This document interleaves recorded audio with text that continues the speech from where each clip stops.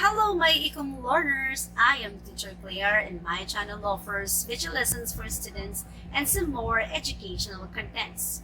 If it's your first time to be here, I would so love to have you with me in my YouTube journey. So please click the subscribe button, like this video as well, and click on the bell icon so you get updated on my next video content. So what are we waiting for? Let's get the ball rolling! Today we're going to talk about speech context, and the first one is intrapersonal speech context. Let us first be familiar with essential two individual terms, speech and context. Whenever we talk about speech, many people would think of it as public speaking, or a situation in which one speaker addresses many listeners. Such is actually a common mistake, for speech is not only public speaking. Therefore, what is speech? It simply means communication, conversation, or discourse. It refers to our expressions of thoughts through utterance of words. Context, on the other hand, means the circumstance, situations, events, when speech is occurring. So when we say speech context, it refers to the situation, environment, circumstances, or simply the setting in which the communication takes place. Now let's talk about interpersonal speech context. It refers to communication with oneself using internal vocalization or reflective thinking. It means self-talk, imagination, or visualization of something.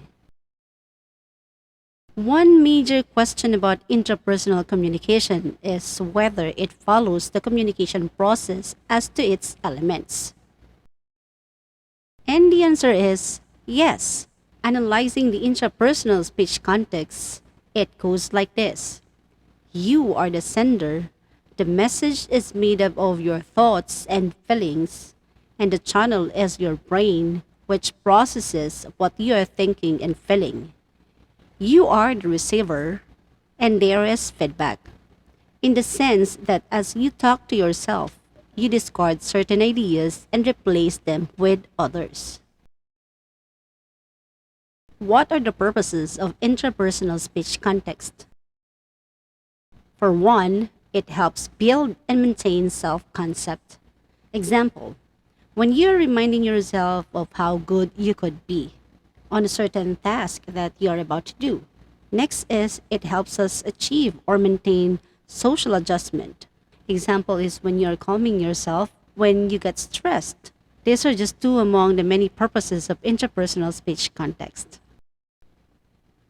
Now here are the examples of intrapersonal communication.